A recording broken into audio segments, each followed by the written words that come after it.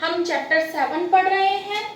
कल हमने चैप्टर 7 का फर्स्ट टॉपिक पढ़ा था, मीनिंग ऑफ प्रोडक्शन। उत्पादन किसे कहते हैं? उपयोगिता का सृजन करना या उपयोगिता में वृद्धि करना क्या है उत्पादन। किसी भी वस्तु या सेवा की उपयोगिता में वृद्धि करना या उसकी उपयोगिता को सृजित करना क्या कहलाता है उत्पादन। उपयोगिता में वृद्धि के लिए हमने दो एग्जांपल्स लिए थे, एक तो मिट्टी से खिलौने बनाना और मैदा से ब्रेड बनाना। नेक्स्ट टॉपिक आता है हमारा उत्पादन के प्रकार, उत्पादन के साधन। उत्पादन के साधन हमने 5 प्रकार उत्पादन के साधन पढ़े थे।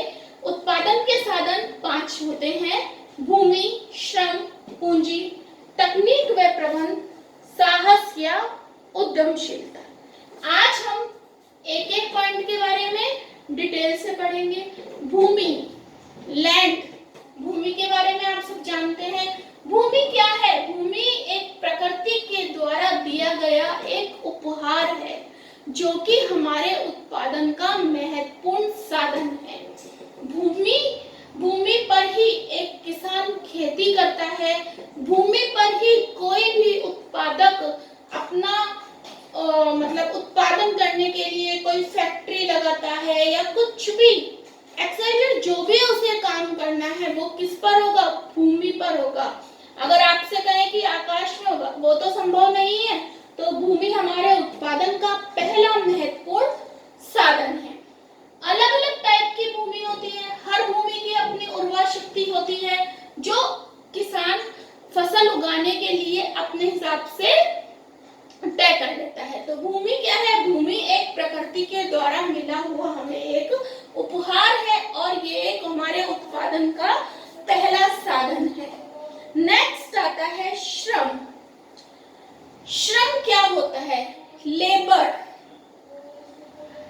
किसी भी का धन या मुद्रा के बदले किया जाने वाला शारीरिक या मानसिक कार्य, उत्पादक कार्य क्या कहलाता है? श्रम। श्रम इंसान कैसे करेगा? धन कमाने के उद्देश्य से।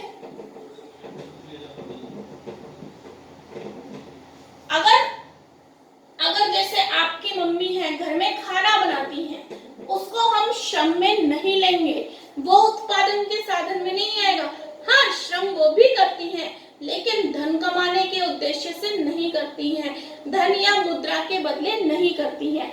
उत्पादन के साधन में क्या होगा? धन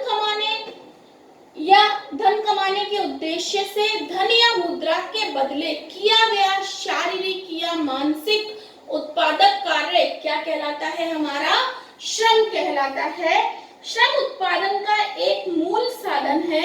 श्रम अन्य साधनों को उत्पादन की प्रक्रिया से सक्रिय करता है।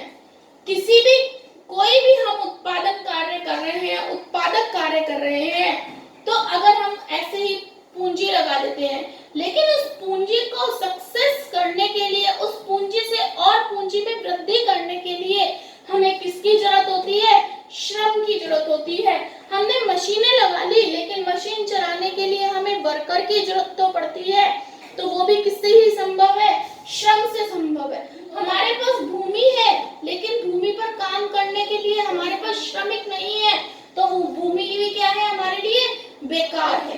तो श्रम क्या है? श्रम उत्पादन के अन्य साधनों को सक्रिय करता है। श्रम ही एक ऐसा साधन है जो उत्पादन के सभी साधनों को सक्रिय करता है। आज विश्व में उत्पादन की बहुत नई नई टेक्निक्स का डेवलपमेंट हो रहा है, नई नई मशीनें आ रही हैं, यंत्रीकरण हो रहा है, लेकिन उसमें भी हमें किसकी जरूरत पड़ती है? श्रम की जरूरत होती है। श्रम का महत्व कम नहीं होता है। श्रमिक उत्पादक भी हो सकता है और उपभोक्ता भी हो सकता है। श्रम कौन करेगा? श्रमिक करेगा। तो एक श्रमिक उत्पादक भी हो सकता है। एक श्रमिक क्या हो सकता है? उत्पादक हो सकता है। वस्तु का उत्पादन करने वाला भी हो सकता है और वस्तु का उपभोग करने वाला, उसका उपयोग करने वाला उपभोक्ता भी हो सकता है। तो एक श्रमिक उत्पादक भी हो सकता है और उपभोक्ता भी हो सकता है। तो श्रम से हमारा आशय क्या है? धन या मुद्रा के बदले किया गया शारीरिक या मानसिक उत्पादक कार्य हमारा क्या कहलाता है? श्रम। पूंजी, किसी भी वस्तु को बनाने के लिए, किसी भी उत्पादन कार्य को करने के लिए हमें किसकी आवश्यकता होती है? पूंजी की। तो यह पूंजी नकद रूप में भी लगाई जा सकती है और यह पूंजी किसी भी मशीनरी के रूप में या यंत्रीकरण के रूप में भी लगाई जा सकती है। सॉरी। नेक्स्ट आता है हमारा तकनीक व प्रबंधन। आजकल तकनीकी का युग है, तो तकनीकी और जो प्रबंध है वो भी हमारे उत्पादन का एक महत्वपूर्ण साधन है। तकनीकी व प्रबंध की सहायता से उत्पादन को संगठित किया जाता है, काम को उसकी कुशलता के आधार पर बांटा जाता है। आज उत्पादन बड़े पैमाने पर संगठन और विशेषज्ञों द्वारा किया जाता है। प्रबंधकीय पक्ष का संगठन प्रबंधकों द्वारा किया जाता है और तकनीकी पक्ष का संगठन क्या होता है? तकनीकी विशेषज्ञों द्वारा किया जाता है। प्रबंध मैनेजमेंट के द्वारा किया जाता है और टेक्नोलॉजी स्पेशलिस्ट होते हैं उनके द्वारा किया जाता है। नेक्स्ट आता है हमारा साहस या उद्यमशीलता।